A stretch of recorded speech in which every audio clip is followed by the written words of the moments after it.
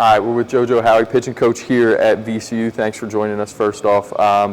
Talk to me first a little bit about kind of what you guys are looking for in an arm and what you're building towards as far as a pitcher goes here. Yeah, no, it's a great question, and thanks again for having me. I don't think there's one thing that we're looking for at all in an arm. Some of the qualities that we talk about or that we're looking for is somebody that has multiple solutions or different solutions to getting outs. So our goal isn't to have one set thing. It's not just we want velo or we just want field of pitch, not certain sizes, release points, heights, things like that. I think it's, can you compete and or do you have the ability to get outs? And one of the things that I try and teach our guys and talk about is the gray area, and there's a lot of different ways you can get hitters into a gray area. And so if you can disrupt hitters and do things in your own way, we have interest in you if you can do it at a high level. Two things I love that you said there's. One is finding solutions to get guys out, right? Because at the end of the day, that's what our goal is, right? And two is the gray area. That's also the goal, right? Throwing off timing, getting hitters kind of in between and thinking, I'm assuming.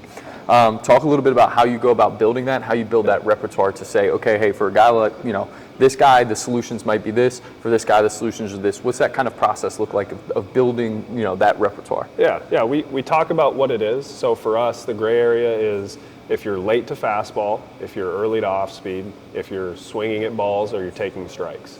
So, that could be done in a lot of different ways. So we have a few ways that our guys can do that. You can do that through stuff. So velocity, right? You throw the ball 95, 96, guys are going to be late. And just because they roll over to us, that can still be a late swing. It can be a panic swing. Early to off speed. Obviously, if they're cheating to that big stuff, maybe it's not as good of a secondary, but it's hard to hang on that pitch when you're cheating to velocity.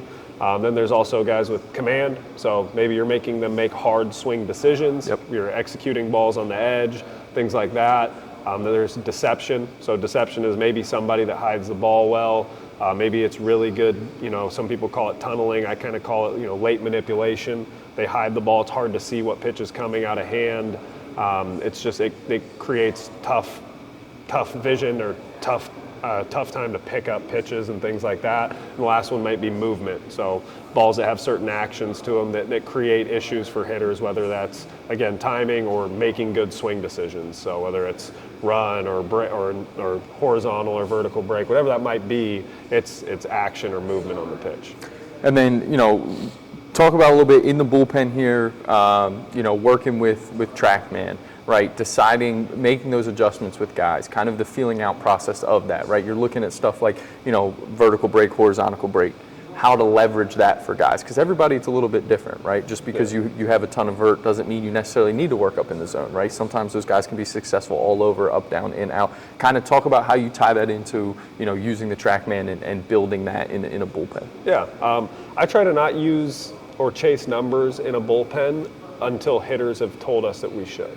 So everything we're kind of attacking on a TrackMan is really, it's more of an accountability thing for what their kind of baseline velo should be, their strike zone percentage, certain pitch strike zone percentage, things like that.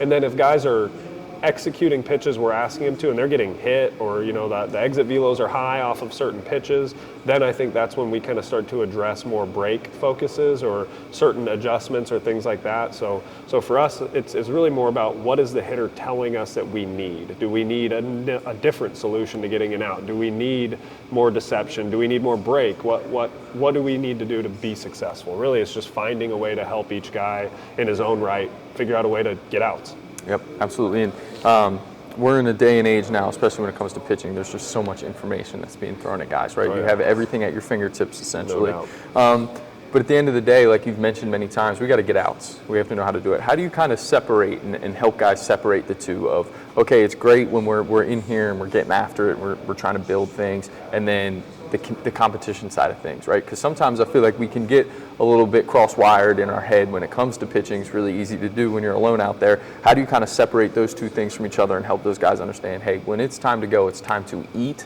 instead of being in here and building the machine, building the engine? Yeah, I think, part of it too is what you talk about and what you make important. And I mean, we talk about mental skills pretty much every day. It was a big foundation for me as a player, and I think it's a huge foundation of how I teach and what I teach guys. And I think it's what we talk about a lot. I don't think we talk about the analytics and the development as much as about how do you win. And I think when you focus on that, then there's times where you need to kind of dive back into the analytics. But I think when you're so focused on how to have success, that, I think they start to really focus on what it takes to beat a hitter, what it takes to execute in pressure versus on the mound versus on a bullpen and things like that. So I would say kind of what you make important to them, and for us, I think it's always competing. It's talking about how we are going to have success and what we're going to do when things aren't going well and how we're going to find success and kind of how you can go back to the things that you need when you need them when we're struggling. And I would say it's kind of more about what you make important to them. Yeah, and so you talk about competing, and I'm sure there's ways you like to set it up in practice. What does that look like? What does the competition look like in practice? Because, that's the other thing that I always find interesting is it's really easy, especially with pitchers, to just constantly focus on the same thing, go through the same routine, and not work on the competing part of things. And that's when you make your money. So how do you guys go about working on competing, within the practice structure? Yeah.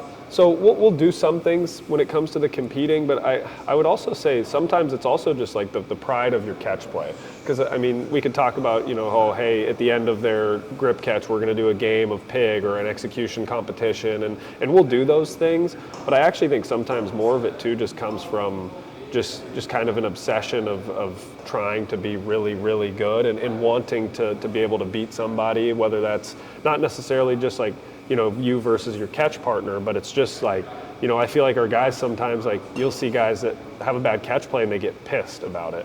Like, to me, those are obviously your best days, because when you're struggling, you actually get the opportunity to get a rep of what it'll feel like in the game of, man, things aren't going my way. What can I do? And that rep right there becomes the best rep I think you could ever get. And I always tell our guys, you have a great bullpen, it's good muscle memory day, right? Like, get off the mound, good job. Like, hey, great work, good muscle memory day. We didn't get anything out of that other than you executed at a high level, you did everything we asked you to do, great job. But when you're struggling, you get an opportunity to learn how to compete.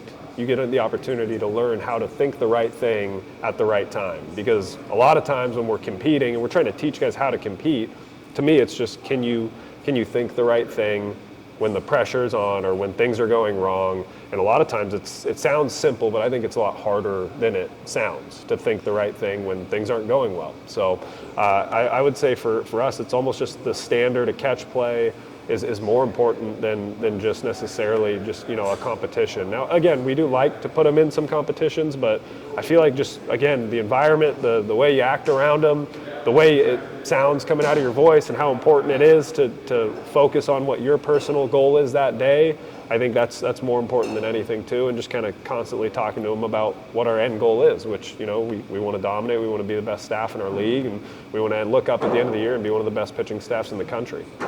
And I love how you talk about how you have to be intentional about everything. Have you seen a common thread between some of the best guys you've been around is that they don't get too high or too low? You talk about thinking the right things when things aren't going well, and also thinking the right things when things are going well, right? Is it for you, have you seen one of the common traits for guys that have been the most successful of that they don't get too high when things are going well and they don't get too low? Is that a fair assessment? Yeah, I think so for sure. I think it's extremely important. And I think one of the bigger things too with those guys with the lows too is that I feel like they have unwavering self-belief, right? You get to this point where, like, you're failing and it's not a matter of if I'm going to figure it out, it's just a matter of when. So I always try and tell our guys that it's not a matter of if, it's a matter of when. And what we try and put in our head is it takes one pitch. So if I'm struggling, it's like a shooter in basketball, right? Like I'm 0 for my first 7. All I got to do is see 1. If I see 1 go in, you're in trouble. So I'm going to make my next 10. And that's got to be our belief. And so for our guys, that's kind of the same thing. When we're in our low, we don't need to get an out. We don't need to strike out the side. We need 1. I need 1 good pitch, because once I make 1, I'm back.